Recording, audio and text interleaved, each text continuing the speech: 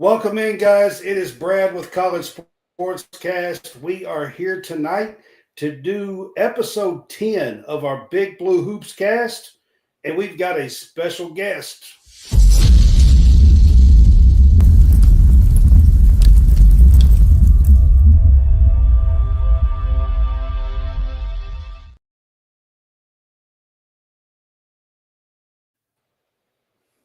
All right, guys, welcome back. It's Brad with College SportsCast.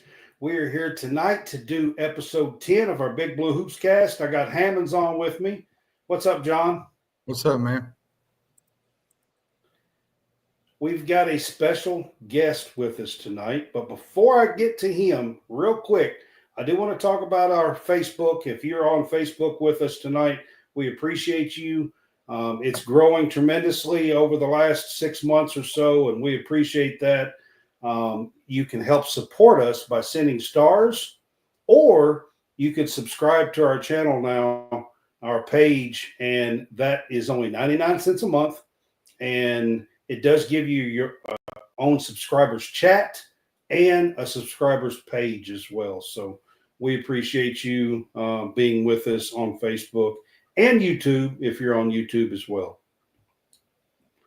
All right. We got a special guest with us, John. You want to introduce who we got? Yes, Trace Terrell from Cats Coverage. Field of 68. You have a podcast through Field of 68. Thank you for joining us tonight, Trace. It's a pleasure, man. I'm happy to be on the College SportsCast. I've been seeing y'all from a distance and watching what y'all put on Facebook. That's where I normally catch your all stuff on Facebook. And John, we've interacted with each other for years. Brad, I think we're just kind of meeting. I think you said at one of the media days, but I'm honored to be on here. Y'all are hyping me up way too much, but thank you, thank you.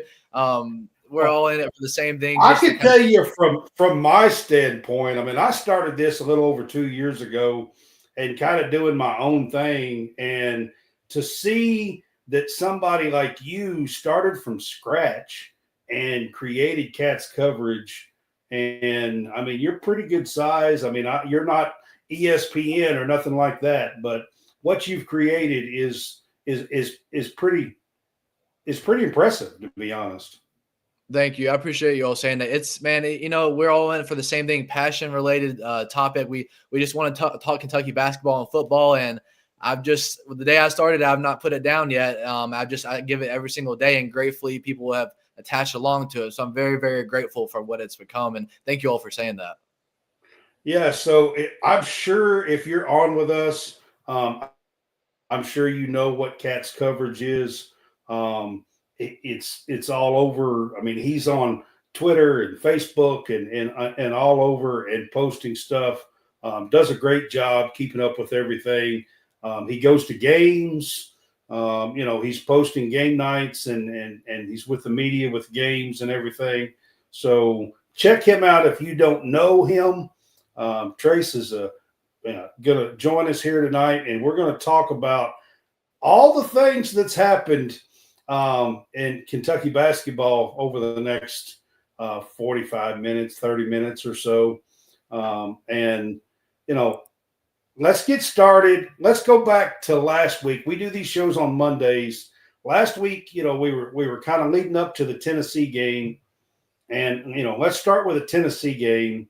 I don't have my topics in tonight, but let's start with the Tennessee game, and let's talk a little bit about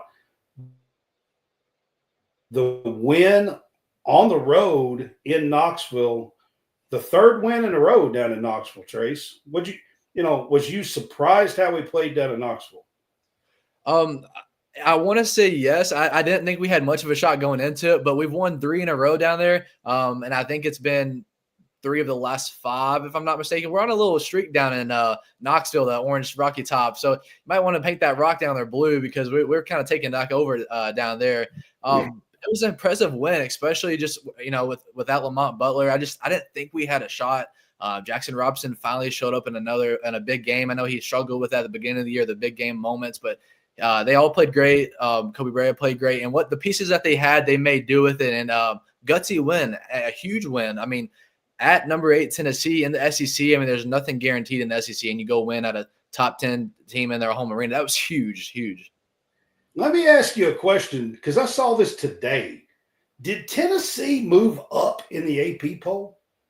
I think they did. Yeah, I'm pretty sure they did if I remember it correctly. What? I'm lost. The only thing I can say about that is if you want to make a case for them is because if you lose to Kentucky, it's not considered a bad loss. Kind of like ours with Alabama. When we lost to Alabama, it did nothing to our resume. You can't lose and move up 4 spots. That doesn't make sense. Come on. Well, and now. I think some of it too had to do with the fact they beat Florida too. Florida was ranked in the top 5. They still lost on their home floor to us. Well, think about it like this. I get it. Their loss was not on paper. It's not considered a bad loss, but their win, they beat them by 20. They absolutely destroyed them. So in a way, you got a neutral loss and a great win. I guess I'm not taking. Trust me, I'm not taking up. I still think it should even itself out. It shouldn't go way up here. I think it should even itself out. They maybe stay where they were or something, but I just don't see the move up. But anyway, that's not taking up for the orange team. I'm not. Trust me. I can't see it, man. I was like, that can't be right.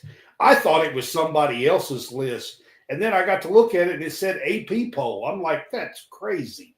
Yeah. But anyways, I won't go into all that because John knows there's nothing that I like worse than Tennessee. I'm just being honest. I can't. There's fans that'll say Duke or Louisville, whatever. For me, it's Tennessee. Well, where are you from? What part of Kentucky? Are you from Kentucky? I am. I'm from near Bowling Green. Okay. See, you're a little closer down to that border than I am. I'm up in Frankfurt. Yeah. So growing up, Louisville was the big one. It means more to you. Yeah, I'm only, I have lived within 7 miles of the Tennessee line before. So, yeah. That makes sense. All right. So I had to bring up the win. So we did get a win last week. It was a good win. I'm not gonna poo-poo beating Tennessee. I can tell you that. Anytime we can beat Tennessee, especially in Knoxville, and do it 3 times in a row, take a back seat. That's all I got to say, Tennessee fans. That's all I got to say, because we've owned you the last few years in Knoxville. But we got to get to the game Saturday night. I mean, gosh, all the talk leading up to this game, Trace, was to boo or not to boo or be silent. Or I was so sick of it by the time the tip-off started that it was just nauseating to me, to be honest with you. I'm going to tell you what I think this game was about. This game, for me, what I think this game was about legacies. That's what I think this game was about. Yeah.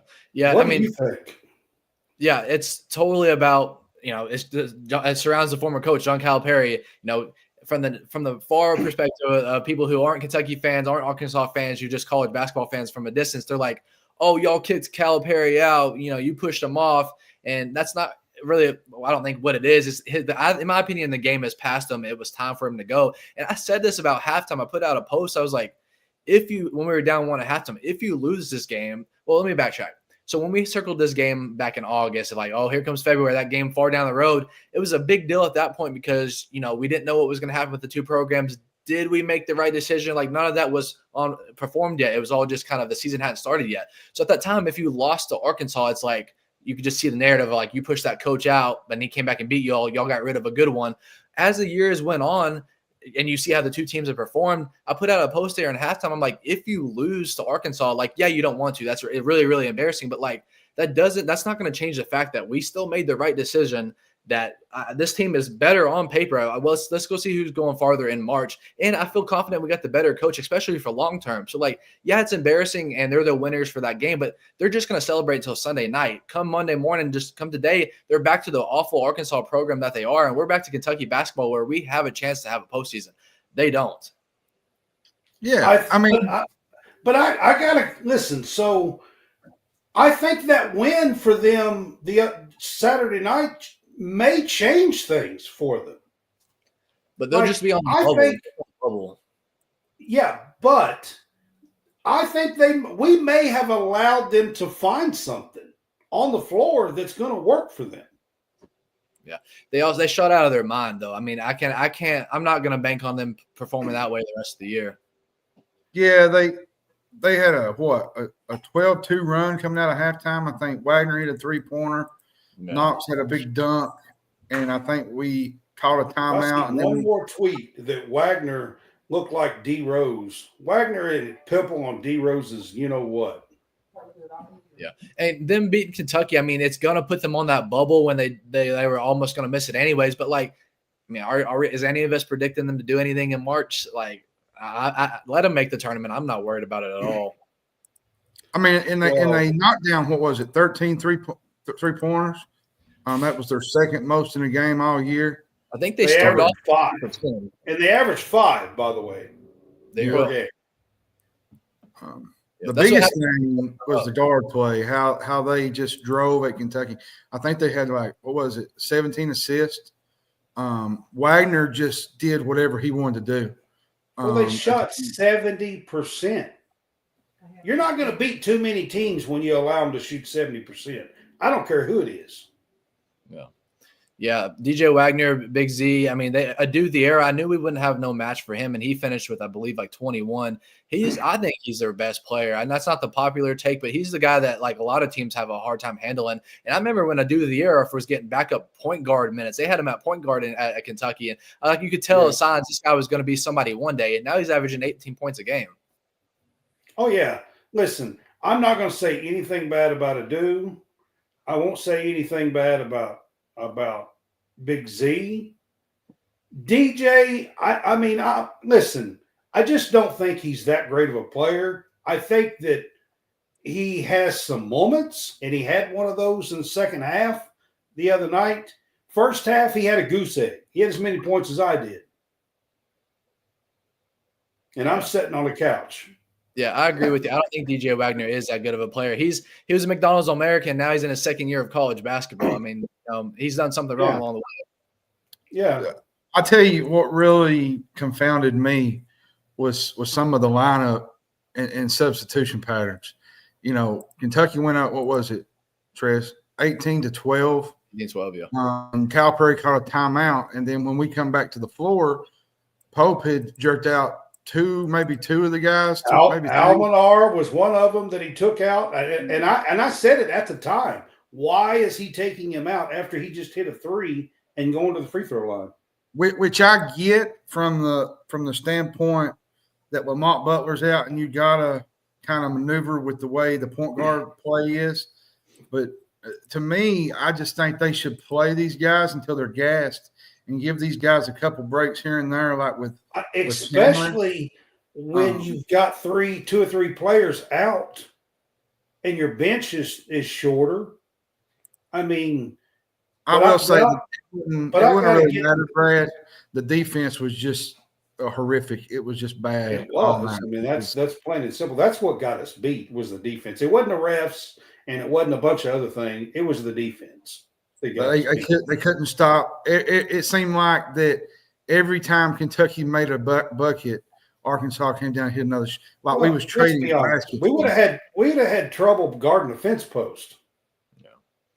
That's what's beat us all year. Our defense, and for a while it was getting out rebounded, but we finally started getting back in that category. But like turnovers, being our roster's not that deep right now with these injuries, we're missing 2 starters. Well, Andrew Carr, he's kind of coming back. He's had that back issue, so he's not going to be out for the long term.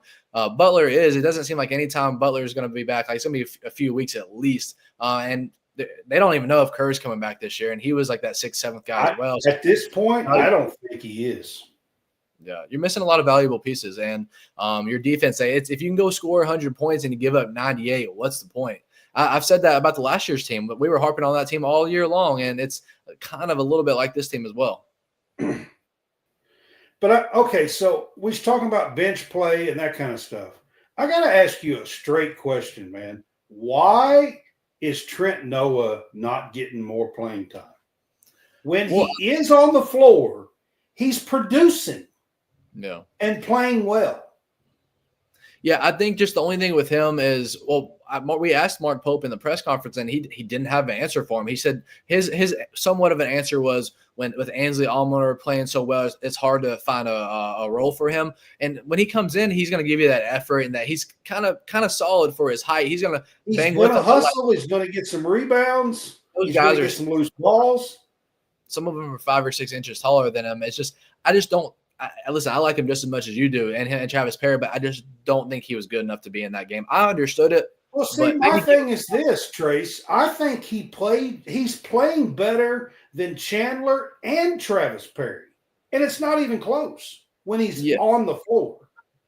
I think the reason why Travis Perry plays so much is because he's being forced to with Butler out and Kerr out. Because, all these minutes that we've had over the last 2 months for Travis Perry, those would have been Kerr Krisos if he was not injured. Yeah.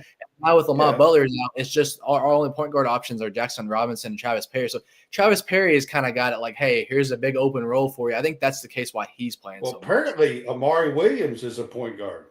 Yeah. Had no idea. Mm-hmm. I mean, we're doing the Vandy thing. We're just going to list them all point guards from now on. Yeah. Well, here's the thing, and to speak on what you said about Amari Williams, to me, he was the only one that was doing anything Saturday. He was trying to fight to get him back in the game. Now you had a couple guys hit a couple shots like Jackson and Ainsley, and there was a few others. I just don't agree with that, Greg. By the way, I mean, I think Ortega Oweh had a really bad game. He plays better than Chandler, and he plays better than Perry, in my opinion. I think by far of those three, Trent Noah should be playing first. He's proved it when he's in. Don't you think, Trez, that,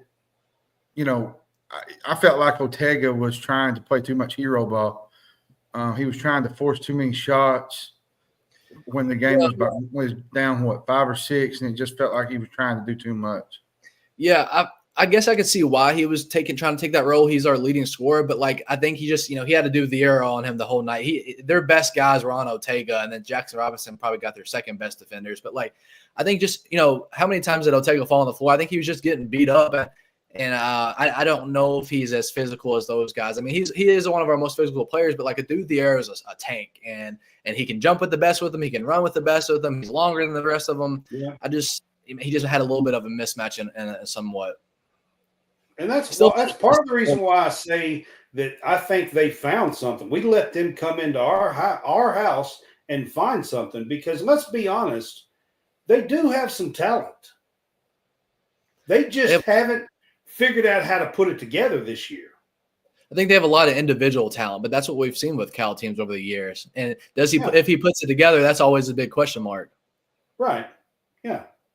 All right. So I got to ask, where do we go from here? And I'm going to add something to that. Trace, we're 5-5 in the last 10 games. No. We are 5-5 in the last 10 games. Super inconsistent. I mean, so I think what we need to do is we got to get healthy. I mean, we're without our starting point guard and our starting center, Andrew Carr, is when he's been playing 10 minutes a game and he's not doing anything out there. He's so limited. I mean, anyone who's ever had back problems, it ain't like your pinky hurts where you can forget about it. Your whole body is not working, and so we're just hurt, and that's no excuse. Well, one day you can wake up and you feel fine, and the next day you wake up and your back you feel like you can't even get out of the bed. Like there's ways that they're trying to fix this and handle this. Now, I did see a report tonight. I don't know. Apparently, I don't want to say this out loud, but there's somebody that takes paywall information. Trez knows what I'm talking about and puts it on Twitter. He knows what I'm talking about. Yeah. They go out and they put Jack Pilgrim stuff out. But apparently there was a good report tonight. I think I know who you're talking about as well. You know who I'm talking about. I can't think of the Twitter handle, but Jack Pilgrim puts out stuff and it gets leaked onto X a lot of times. But apparently Butler is fighting to get back, and they think that he's going to be able to play, but they don't know exactly when.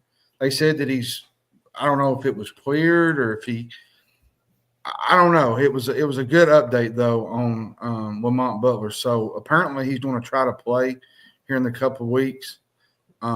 If if that's the case, when we lose a few games, though, I would rather be safe than sorry and actually have a healthy team instead of being Robert, in the I'm hearing, and I'll ask Trace here in just a second, but I'm hearing he could be out at least 2 weeks more. Yeah, I think definitely. Mark Pope said on Saturday night, he looked right at the media and said, "We just don't know. We just have no answer for you." Almost those exact words. That was just Saturday night. Right.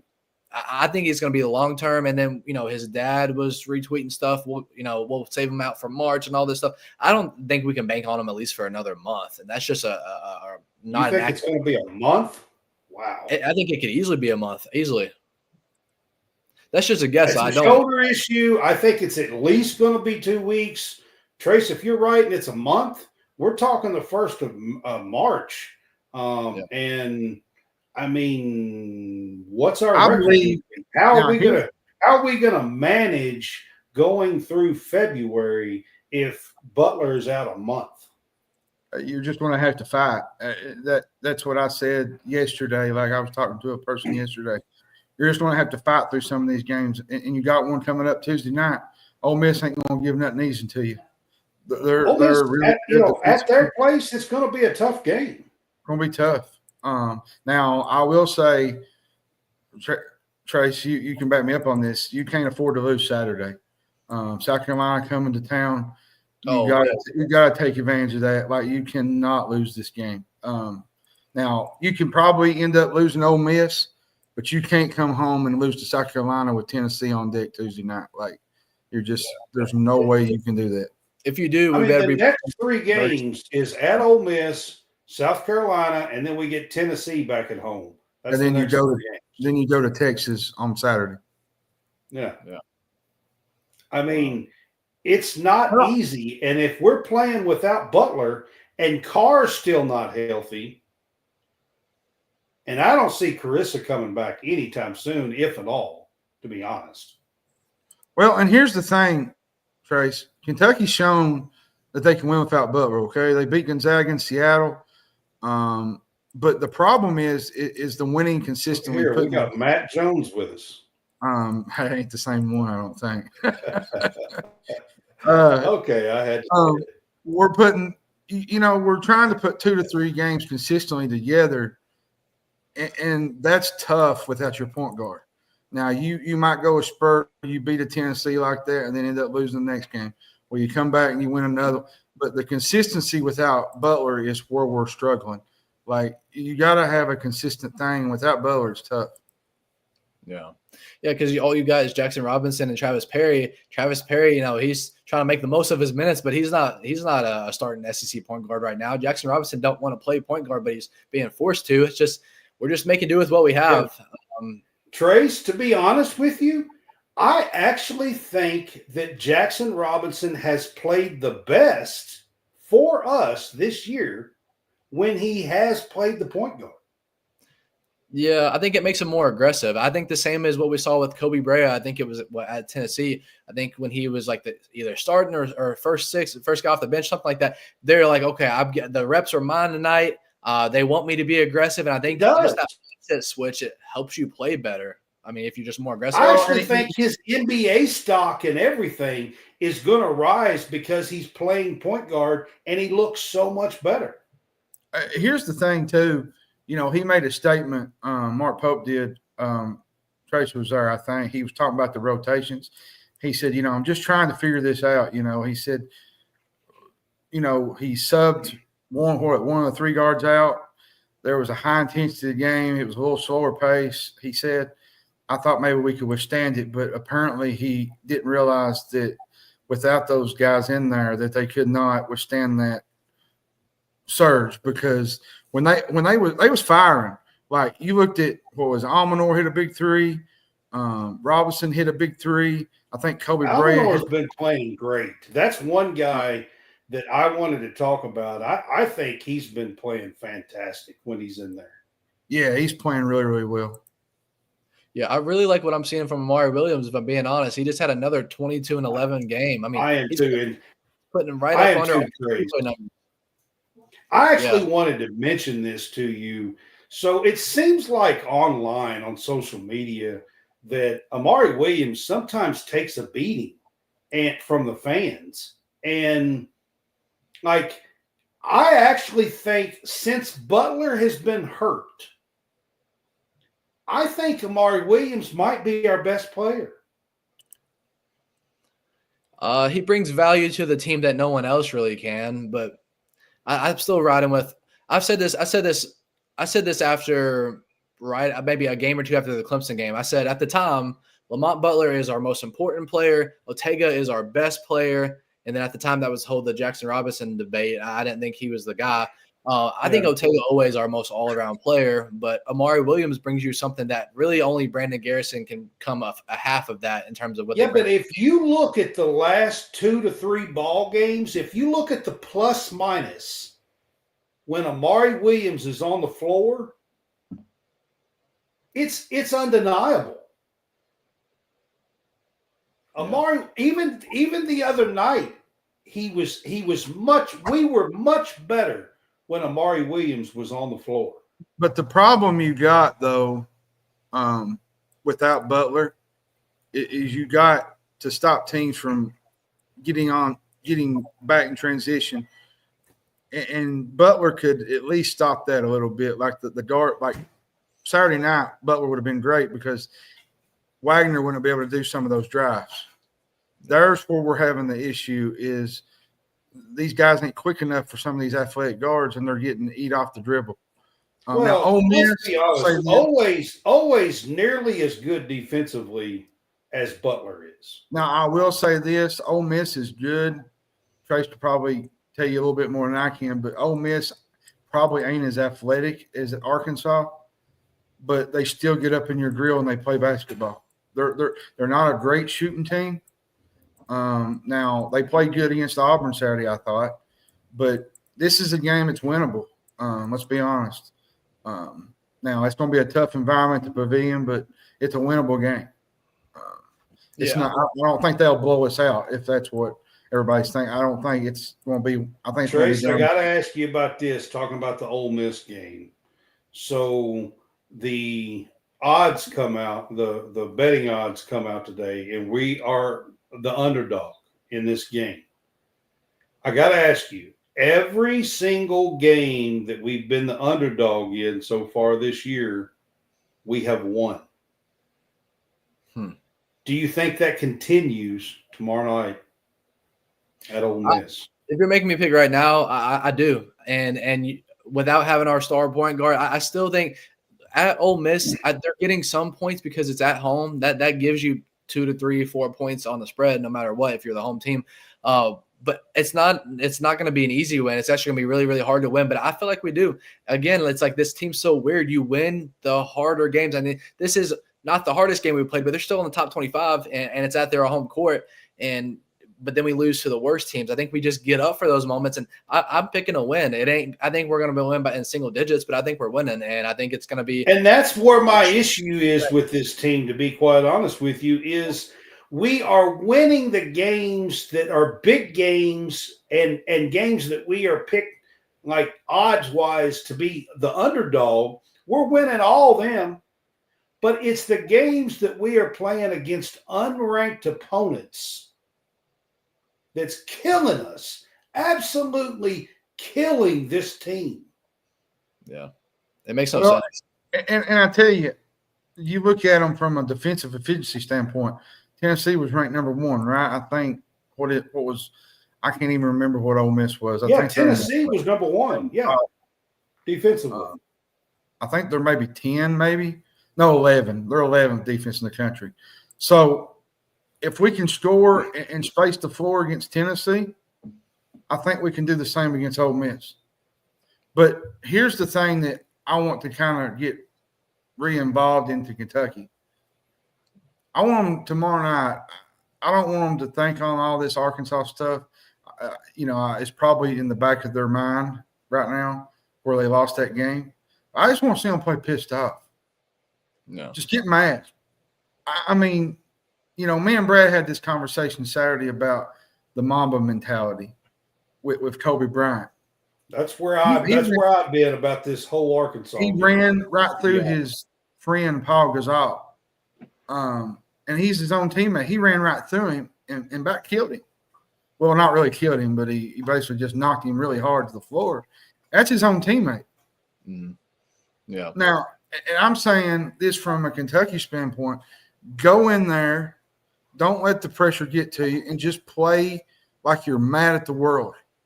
That's play like what was Arkansas. me Play like about the Arkansas whole did Saturday night. not boo. It's going to make us look bad and all this other horse crap, man. I got Mamba mentality, and that's just all. I've been playing ball and sports for a long time, and I'm not going to do any of this weak stuff. I'm just not going to. I can't do it now. I mean, I told John the other day, in the NBA Finals, they asked Kobe. Kobe had one, they were up 2-0. They asked Kobe, why aren't you smiling? You're up 2-0 in the NBA Finals. Why aren't you smiling? Kobe looked dead at the camera and said, "Is the job finished?" Yeah, I mean, basically, you got to continue to wilt your way into these games, fight. Right now would be a good time for a Kentucky winning streak going into Tennessee. Beat Ole Miss, beat South Carolina, get the fans kind of, wouldn't say back on your side, but get them a little bit. Supposed to happen the other night. We On the supposed to maybe positivity. get these, and we could have had a 4-game win streak heading to Tennessee in a week. And we could have. Just laid a big egg, basically. I mean, it just is what it is. Yeah. Well, see, Arkansas had nothing to lose. I mean, they knew they were the worst team. They're going back to that same worst program today, but they had nothing to lose, and they all bought in for their coach. And it was in terms of effort, and it didn't matter about the talent. It didn't matter about the percentage they shot all year. It mattered about that one ball game. And I think the Arkansas players that had 3 former UK players, they wanted it more than this team that we have that have nothing to do with the Cal-Kentucky debate. They're just here at Kentucky. I'll tell you what, the reason I'm saying legacy game is this. I think that loss will follow Pope around for a while. Letting Cal come in, the ex-Hall of Fame coach that many people thought was washed up. Let's be honest. I'm thinking he still is. There's a lot of people who thought he was washed up. To let him come in to our house with our players, and the entire coaching staff that was sitting on that bench was on the Kentucky staff last year, except for Kenny Payne. All right. Everybody that's sitting over there sat and wore the blue last year. All right. There was a point in that game, and I'll be honest with you, y'all have no idea. I was so angry at this game. There was a point in this game, late in the game, where they were blowing it out and got it up to a 14-point lead, and they had all 5 players would have been wearing blue and white if Calipari was still at Kentucky. And they came to our house and whipped us. That, I don't know, for me, it's hard to get over, man. That's hard to get over.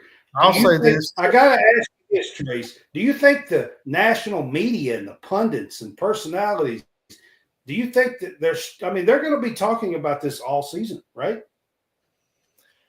To me, Arkansas winning wasn't as crazy as it didn't shock me. And this is going to sound biased, but I still, to this day, even though we just got beat by that team, I still think we're the better team. I think we have the better program. We're going to have the better postseason and better overall season besides this one day of the college basketball season, just this one game. But like you play these two teams 10 times together, I think we win 6 or 7. Now you want to win all 10, and there's the emotion that's around it. But like Brad, John, I got to ask you both. Yeah, we just got beat by Cal and Arkansas. They came in on our home court and did it. But like, would you trade these programs? Do you want Arkansas's roster or their coach for what we have? Like, would you trade it at all? There's not a chance in this world I would take what they have versus what we have. I mean, my answer to that is no, because I wanted Cal gone 2 years ago. I'm not going to lie. John knows that. Yeah. It doesn't shock me as many people. It didn't shock me that happened. I mean, Cal's won the second most games in Rupp Arena. This fan base, he's used to that home crowd. Like, that stuff don't bother him. It ain't like his first rodeo. He knows it on any other coach in college basketball outside of Mark Pope. I mean, it doesn't shock me at all. I thought they had a solid chance of winning, and I didn't think at all we were going to be we were a 10-point favorite. I didn't think at all we'd win this game by 10 points. Rachel chimes in with hell no. Yeah. I'm going to say that to back up on the Arkansas thing. Me and Brad talked about this before we come on. I think the number thing that we need to focus on here is if we get another opportunity at Arkansas, we play them in the SEC tournament, and they're playing for their bubble lives, and we knock them out of the tournament and a chance to get into the tournament. Then you might make up for that loss. I think it will make up for the situation that Pope went through Saturday night. All right, because Tracy's got to go. He's got a show on his own here in just a few minutes. But before you go, I've got to ask you, what was your thoughts? What is your opinion about Reed Sheppard in the Arkansas shirt? I got to ask you because I have a strong opinion about it. Yeah. And I got to ask you what yours is. Brad, listen, I'm from Kentucky too. I wanted to be Reed Sheppard when I was a child. Kid made a mistake. Absolutely made a mistake. I don't think he thought that one through. I know he didn't think that one through. They asked him after that. He said he thought it was funny. And his comment, he was like, well, I've got 3 former teammates that are on there. All those, that's my former staff, head coach. I hear it all. Yeah. It doesn't take away that his mother and father played at Kentucky and that he is from Kentucky. Yeah. And he said, I'm just supporting my coach. But, like, here's the thing. I put out a thing on Twitter as well. If you're going to do anything, here's the chances of him having success with his pregame fit. The first one was to wear all UK. That's your best chance of success. That's what I would have done if I was him. The second one is to stay neutral and do nothing with no Arkansas or UK. Stay out of it. No one needs really your pregame fit to make a statement. The third one would be to have UK shirt and Arkansas shorts. The last one, the fourth one is what he did, and he did number 4. That was a mistake, and I know he's going to regret that. I don't think he just thought that one through, and it's like he did it to support his coach and his school, but, like, we know you support your coach already. We know you support Kentucky. Like, you think Kentucky fans are going to want to see Arkansas across your chest? Not a chance. It was a mistake. Here's my thing, Trace. It's way different. We're seeing a lot of former Calipari players come out in support of him and his win on Saturday. But here's what I want to say. Reed Sheppard, it's different. Yeah, it is. It's different. It's different for you, man. You are from the foothills of Eastern Kentucky. It's different for you, man. You ought to know better. Well, and to add to that real quick, you was talking about the other players. Can't think. Ty Washington was on there. PJ Washington. He made a comment. There's been some players. He made a comment, and today a Kentucky fan made a mixtape of him playing in the G League. They was making jokes at Ty, and I thought this is going to turn ugly in a way because a lot of the fans are turning against these players, and it's just going to be an ugly situation. I don't have an issue with the other players supporting. I don't really have an issue with Reed supporting Calipari and his former coach. It is the fact of the day of the game. He comes out with that on. Man, you are from Kentucky, man. You not only are you from Kentucky, you've been born and raised up to bleed blue from your parents who both played here. Yeah. Not only that, your father was the roommate to the current coach. It was a mistake. It was absolutely. The thing is, he has no tie to Arkansas at all. It's like you want to support Coach Cal. Well, he was at Kentucky when you had your involvement with him. He has no ties to Arkansas besides, I guess, if you want to make the minor case, his former teammates and all that. But, like, Where'd you even get the Arkansas shirt? Did he have to pay money for that? Did he get it from like? It was a mistake. But apparently, the kid's 20. You know, we made mistakes when the whole world wasn't watching when we were 22. It was a mistake. Though we'll move past it one day, but right now it sucks. Listen. I love the kid. I have. I'm not going to sit here and say that. But man, that was a huge mistake. And I'm glad to hear you say that it was a mistake, to be honest with you. And talking about those other players, Tata Washington, Jacob Toppin, all those guys, Ashton Hagans, Davion Mintz. Yeah. Think about when they were here. They were all here post-COVID. None of them, they didn't have much success here. It wasn't the 4 Final Fours in 5 years, the 38-1 team where they're just too good to be true. They got kind of amazing time here. You know, they don't love Kentucky. They like Kentucky. I kind of got tickled on one of the comments. Tata said something. Thank you, Greg.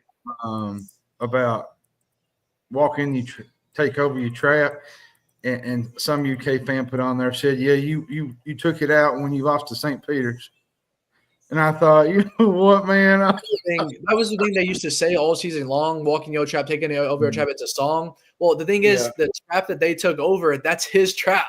Kentucky's your trap. Like, you're saying somebody just came in and took over your own trap. Like, I don't understand that from Tata. Yeah.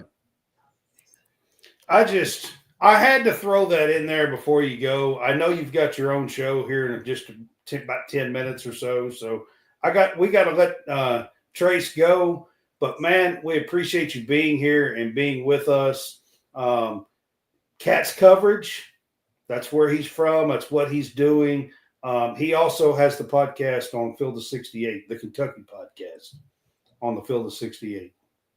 Brad, John, thank you all for having me. I appreciate y'all. I've been seeing y'all stuff. Y'all are doing great, and I'm honored to be on here. I'm happy to. I love, same for you all. I can't get enough talking Kentucky basketball, Kentucky football when it's happening. So I'm happy to. Appreciate it, man. And we appreciate you, man. I'll put something out and tag you in it and stuff like that. So we appreciate you just being here with us, man. Thank you all. I'll sign out. Let y'all finish this good show. See you all. Have a good one, man. All right. Thanks, Trace. All right, guys. That was Trace Terrell. Is that how you pronounce it? Yeah. Terrell? Yeah. Terrell. Yeah. Great guy.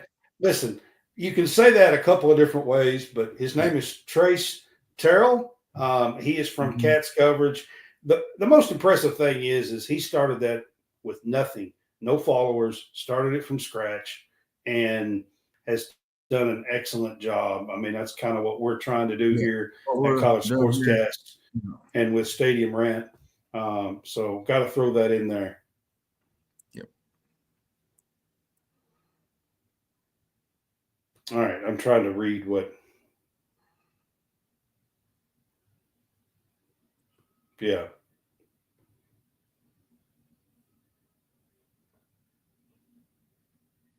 I don't even want to get started on that. Let's change. I'm not even talking about KS. Only thing I talked about for KSR is Matt Jones joined us right here. Don't think it was the same one, Brad. Oh man, damn! I was hoping it was Matt Jones. Oh goodness, coming on College SportsCast. We ain't that lucky, Brad. We're getting there. We ain't that far yet, brother. Oh man, I'm so disappointed. Anyways, all right, we're going to move on to the women's. We've talked about the men's basically most of the show here, but we're going to move on to the women's real quick. They had an excellent week. They beat 2 ranked teams this week. I normally do highlights and stuff for them, but I was kind of running behind and didn't get things going and was going to have Trace on as a guest. But, John, early in the week on Thursday night, they took care of business at home and beat 22nd ranked Alabama team with a really good player. I mean, Sarah Barker is a really good player. Yeah, Barker's good. Yeah, Alabama team has had a really good year. Now and if you're still with us, there's Matt Jones. That's what I was talking about. He's a guy from my hometown. Actually, he's a good dude. But Barker's good. Alabama's had a really good year. Now they've hit a little stretch where they haven't played as good, but they're still a really good team. They're what? I don't even know if they was in the top 25. I hadn't checked today. They might have dropped out, but Alabama's a great team. Then you kind of go over to Oklahoma. Appreciate it. And you go to Oklahoma and win, and you win these back-to-back games. They've had a great year. Kenny Brooks is a fantastic coach. He loves coaching his players. I wanted to bring up Barker because I don't know if a lot of people know this or not, but Barker is the daughter. Do you remember Jay Barker? Jay Barker played at Alabama. Yeah, he's quarterback at Alabama. Quarterback? Yeah. She is his daughter, Jay Barker's daughter. That's who she is, and that's why she's at Bama as well. Yep. But she is a heck of a player. She is. Yeah. Kentucky, I think, shot, 41% from the floor. They had 9 threes, which they only just hit one in the loss to A&M. Right. But they've been averaging about 9 a game. The A&M thing was a complete fluke. Claire Strack had a nice game against Alabama, 14 points. She was a force on the board. She had 14 rebounds. The biggest thing to me was they held Alabama to 31% from the three. That was a big deal, I would love to see Kenny be up for Coach of the Year, but I will say this, Shane, there's some pretty tough games coming up. If he can get through some of these games, I think he will have a shot at Coach of the Year. Here's the thing I love about this Kentucky team. They beat Alabama, they hit the road Sunday, and they beat Oklahoma. A top 13. They were 13th in the country. They were preseason 6th, I believe. And now they're off for a whole week, and they can enjoy all this. Yep. They get a little time off. They have a bye week this week. But I got to talk about last night's win, man. Listen, that's a tough place to play. Norman, there's a big crowd. There was actually a big crowd there too. So there was a big crowd. They have a great following for the women's sports. Period. Softball's big down there. You want to know what's impressive, Brad? And this team is great coach. This team is 19-2, 8-1 in conference. Okay. They shot 75% from three, right out of the gate. From the field, 12 of 16. Yeah. It took 11-point lead. Georgia Amoore, I think, had 10 points in the first 10 minutes, I think. Clara Silva played really, really good. Oklahoma entered this game ranked second in rebounding. They did pretty good. They still did out-rebound us last night. They did. Night. I think the first quarter is what really done Oklahoma in, because they was basically trying to play from behind the rest of the night. Well, they made one run in the third quarter. I'll tell you, talking about Kenny Brooks. So they made one run in the third quarter last night, John, and they went on an 8-0 run, and they cut it to 1, 46-47. This was in the second half. It was in the third quarter, and you're on their home floor. The crowd's getting into it. And Coach Brooks called a timeout. And in the post game last night, he mentioned that point in the game. And he reminded them of a similar point in the game, in that A&M game, and told them that they let go of the rope. And reminded them to not let go of the rope. And coming out of that timeout, they went on a 13-0 run. He set up some plays. He reminded them not to let go of the rope. He set up some plays. They went on a 13-0 run to push the lead back out to 14. And from there, they kind of controlled the game. I mean, Oklahoma late, John, was fouling, and trying to get back in it, and things of that nature. And we wound up with a 9-point win. I'll be honest with you. If it wasn't for Sahara Williams for Oklahoma, this game might not even be close. She had 27 for Oklahoma last night. But we've talked about it now for about 5 minutes, and we've got to bring up a name, guys. Georgia Amoore last night was fantastic. Brad, I'm reaching a point where this might be one of the best guards to ever come to Kentucky in the last. I'm telling you, she played well enough last night. I don't think it's far-fetched to say that she could be a top 5 pick in the WNBA draft. I'm really close to that, Brad. The things that she can do, it's amazing. And the thing about it is, she's not really now. She scores points, but she's really not a scorer. She's more of a distribute the ball. But she's getting that edge about her here at Kentucky. And she's picking that, like you said, that edge to score. And now she's just showing off at this point. And doing it in a major way.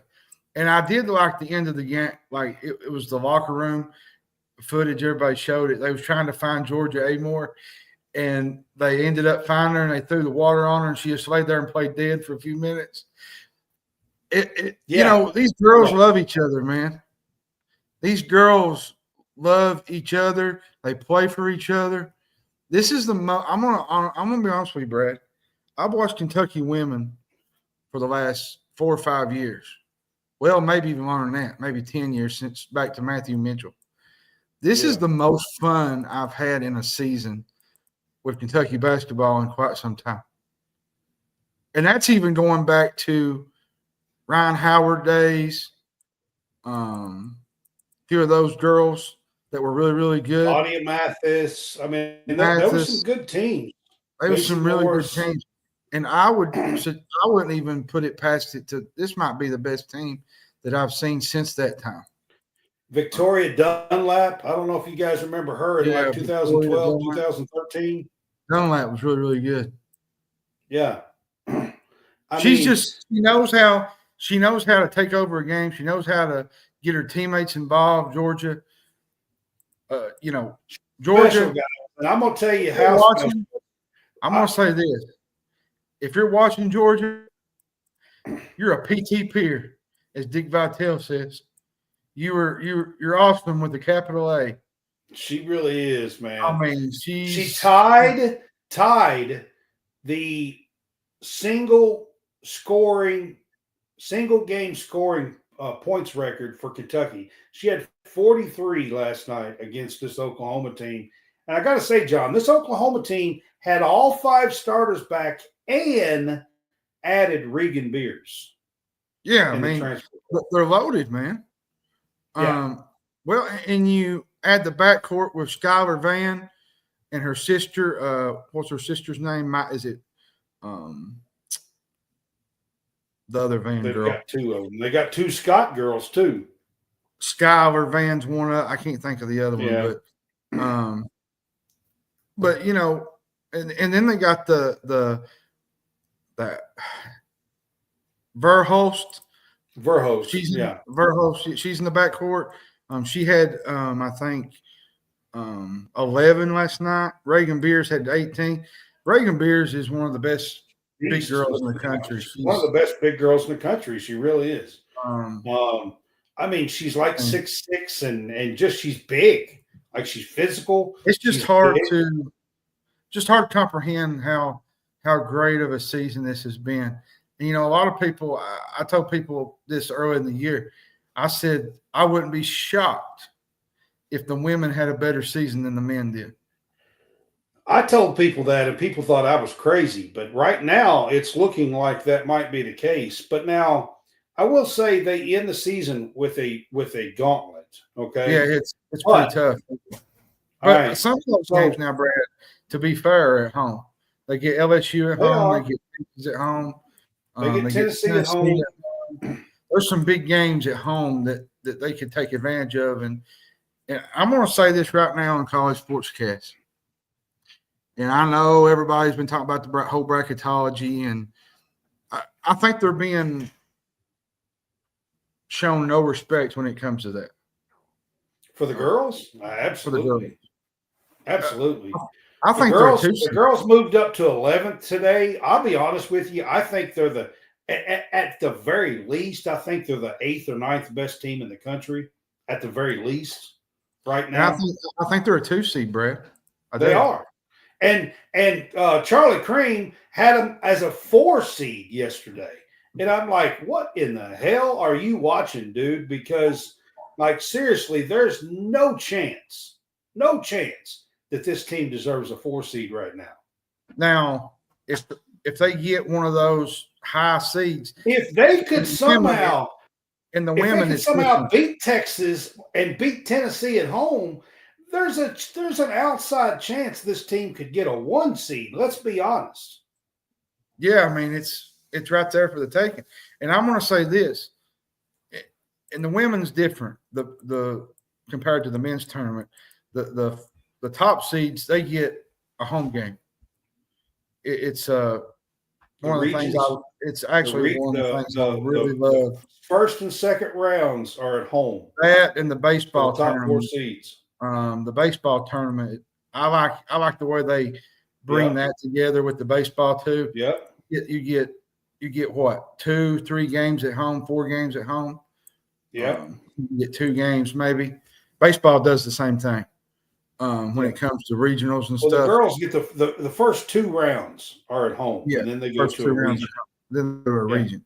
Yeah. But I think that's going to be huge for them because they're really, really good at home.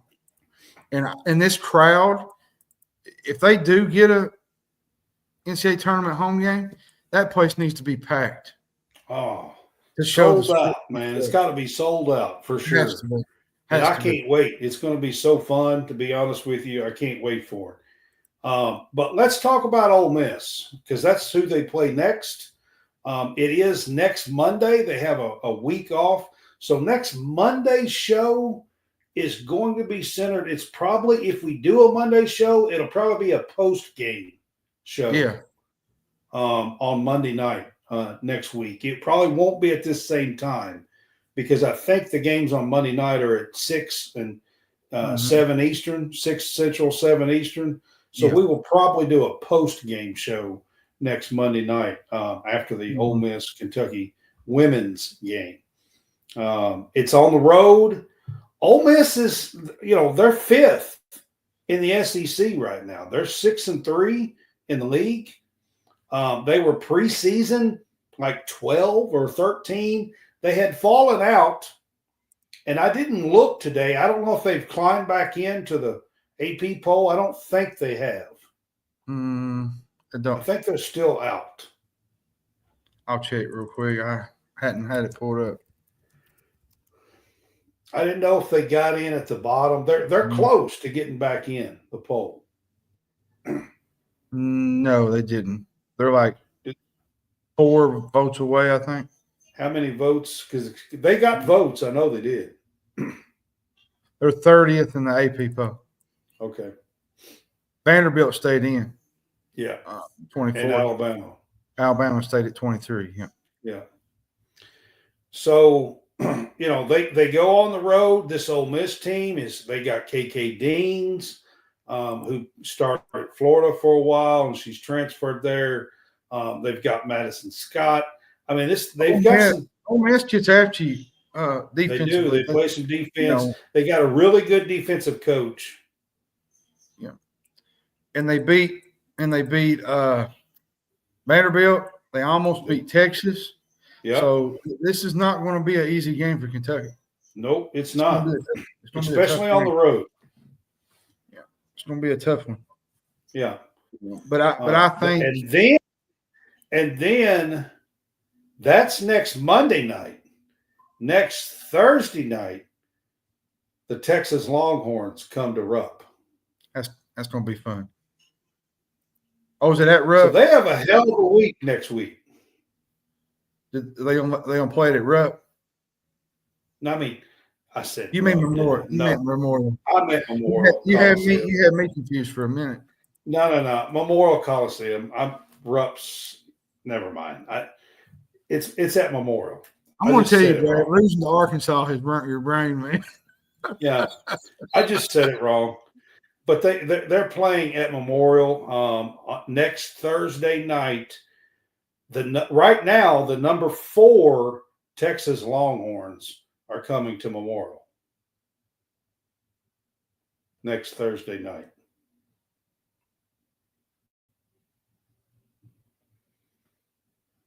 All right, Wireman.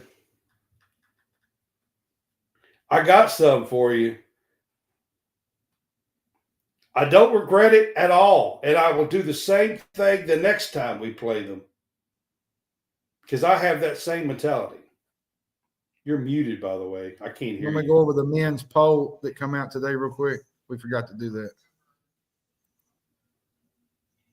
Speaking of that, I honestly cannot believe we stayed at 14. Well, here's the poll real quick. Auburn stayed 1, Duke 2, Alabama 3, Tennessee 4, 5, Houston. What?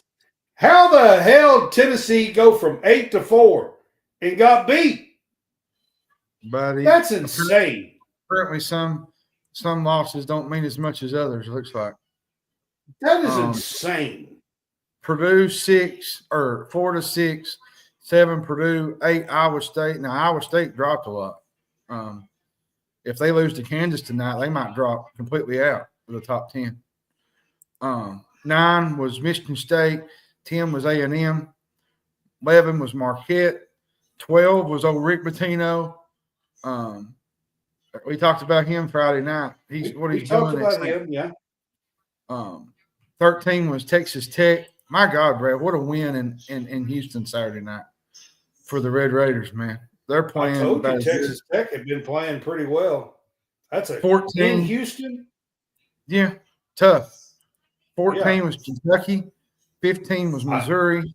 I really don't know how, to be honest. 16 was Kansas. 17 was Memphis. 18 was Maryland. 19 UConn. 20 was Arizona. 21 was Wisconsin. 22 was Mississippi State. 23 was Illinois. 24 was Michigan. And 25 was Ole Miss. All right, John. I'm talking about Kentucky. the Reason why Kentucky Wait a second. stayed. I got to bring this point up, and then you can say it. But the reason why I'm telling you about Kentucky is this. They're 5-5 in their last 10 games and have dropped from like 8 to 14. How? I don't get it. If that would have been us last year, we would have fell plumb out of the top 25. You want to know why they're not falling out like that? Their resume is keeping them afloat. They're 5-5 in their last 10 games. I get that, Brad, but them beating Duke and Tennessee and these others are keeping them above ground. They beat Duke 3 years ago now. That's been forever ago. I know, but it still holds a lot of weight. That was 3 years ago. It still holds a lot of weight, though. I know, but I'm just messing.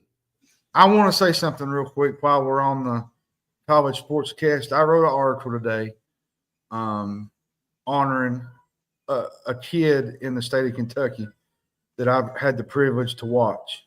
And if people have not been able to go read it, it's on my Facebook. Hallie Collins, really good player from Knox Central. She started her career at North Laurel. Sickney, Anthony. Great player, great kid, just a great human on and off the court. She plays the game the right way. She's going to UPike next year to play college ball. She had tons of offers to go D1, but she settled on a team in Kentucky, which is great because, now I get to see her play a little bit. Maybe get over and catch. Nowadays you can make a name for yourself and transfer. So that's the thing. So if you get a chance, go read that article on stadium rant. I got another one coming out here in about another 30 minutes. I'm writing about the Ole Miss game. It's just a pregame article I'm going to do real quick. I got one today that come out this morning. Speaking of articles, go check it out. It's about Georgia Amoore's big night, 43 points. And yours truly, thank you, Brad, for telling me yesterday. I forgot that I won Writer of the Month. I'm out of those 5 people that won it, and I was one of them. Yeah. So thank you for giving me an opportunity to write. Thank you for giving me an opportunity to be with Stadium Rant. And thank you so much to Tyler Lamb and J.C. Kurt and all those at Stadium Rant for allowing me to do this, because this is what I love to do. It's one of my biggest accomplishments, one of my biggest passions. And the fact that I get to write about the game I love is greatly an honor. So thank you very much. It's been good. We've had a pretty good run. Even though sometimes I want to rattle your head for wearing tongs and aprons on the show, but I'm telling you right now, I'm good. I'll do it again. I mean, I'll do it again because that's my mentality. But Wireman, I'll say this much about Brad: when he puts his mind into doing something, he'll do it, and he ain't afraid to do it either. So I've been around him long enough. I know how he operates a little bit. Yeah. So John, I ask you before we go, this women's team sitting at 19-2. They are 8-1. They are tied for second place, 1 game behind South Carolina with Texas and LSU, who are both in the top 6 or top 7, by the way. Yeah. And Kentucky's down at 11. Do you think that, the schedule gets tough. They got at Ole Miss. They play Texas at home. Then they end the season with Tennessee at home, LSU at home, and at South Carolina. Do you think that they can find a couple of wins there? I mean, do you think they can make some real noise and be a 2 seed, 3 seed? Where do you think this team falls? I think their ceiling is a 2 seed, and I think their floor is probably a 3 seed. If we're being honest, maybe a 4. Maybe a 4. Maybe if they were to lose a bunch of these, they're probably going to have to win a few road games, like starting with Ole Miss next week. They're going to have to win that one. I think they can get by with losing to Texas, beating maybe Tennessee, maybe upset LSU or South Carolina, one of those. If they could upset Tennessee, and I'm going to say they're a 3 seed, Wireman, but I think they're going to win a couple of these games. Georgia Amoore is the real deal. I don't know if he thinks we're talking about men or women. I'm not sure. It's women, Wireman, we're talking about. Yeah. I think if they could knock off maybe somebody like Texas, LSU, they might get on that 2 line. If they could beat Texas and say Tennessee, I think they might. Yeah, he was talking about the men. He said that's what I was talking about. We're talking about the women, Wireman. Yeah. I think it's a 2 or 3 seed. The worst they could do is lose 3 or 4 games in a row and get cut down to a 4 seed. But where their record I think right now their floor is probably a 4 seed, and that's losing their record most of these. Because they're probably playing for a bye in the SEC tournament. They're playing for a double bye. Right now they're in double bye position. You got South Carolina, Texas, LSU, and Kentucky tied, or LSU, Texas, and by the way, I wanted to bring this up because you mentioned this the other night before we get off here. You was talking about the SEC tournament, how they was going to do it this year. Wednesday night. You remember how Wednesday night on the men's there was just 1 game? Yep. There's 4 games. There's 4 games this year. Yep. 9 through 16 play. I found that out last week. I was going to tell you do it on a show, but there's actually 4 games on Wednesday. So now on Wednesday night, the SEC tournament kicks off in grand style. So there's actually a double bye. The top 4 teams get a double bye. And then teams 5 through 8 actually get I want to a say this, bye. Brad. Kentucky's going to have to win 4 games in 4 days to win the tournament, looks like. If they can't get in the top 8, yeah. I'm talking about men. The men, yeah. But I'm going to say this on the men part of it real quick. We got a big stretch coming up. If you can beat Ole Miss tomorrow night and beat South Carolina, you're looking at, what's the record now, 15-6? You're 17-6 going into the Tennessee game, okay? You pull off maybe an upset. Well, not really an upset. You pull off a sweep of Tennessee, okay? You're 18-6 going to Texas. I think you can afford to lose that game. You'd be 18-7 at that point. I think 22 wins gets them a 3 seed or 23. Now, if they get 19 or 20 wins, 22 wins, John, means that we got to win 7 games of our remaining 11. Yep, that's going to be tough. And Wyman, I'm with you. I think we're a 4 seed when it all boils down to it with the men. Listen, y'all can say that. And John will tell you, I'm worried about this men's team, to be honest with you. I actually think if we were to continue to play 500 ball, which is what we've played, we're 5-5 in the last 10. If we continue to play 500 ball and we got 11 games and we're at 6-5, we're looking at 21-10. And if you don't win in the SEC tournament and you're 21-11, I just don't see a 4 seed. I really don't. I don't care what their resume is. You're probably I think it's a 5 at least, maybe a 6, but it's definitely going to be a 5. I don't think you're going to go farther down to 7 or 8. Yeah, Lamont Butler is officially out tomorrow, Wyman said. Yeah, I think he's out for a couple of weeks, the way I understand. Yeah, the way me and Trace and us talked about tonight. So, yeah, Trace. Big show tomorrow, Brad. Got the big fuss back. Yeah, I'm trying to come up with some pretty good topics tomorrow night. So I've got a few ideas for some pretty good topics tomorrow night. We'll get to watch the Cats early. They play at 7, so yeah. We'll come on after the Kentucky game. Again. We'll be either mad or happy after tomorrow. Whichever one. All right, guys, we're going to wrap this up and call it a night. But this has been the Big Blue HoopsCast show. This is episode 10 of the Big Blue HoopsCast here at College SportsCast. And we are now presented by Stadium Rant. It has been in the top right corner of the entire show. And we appreciate them. But we will see you guys tomorrow night for the Big Fuss Show. And we appreciate you guys being with us. Wyman, have a good night.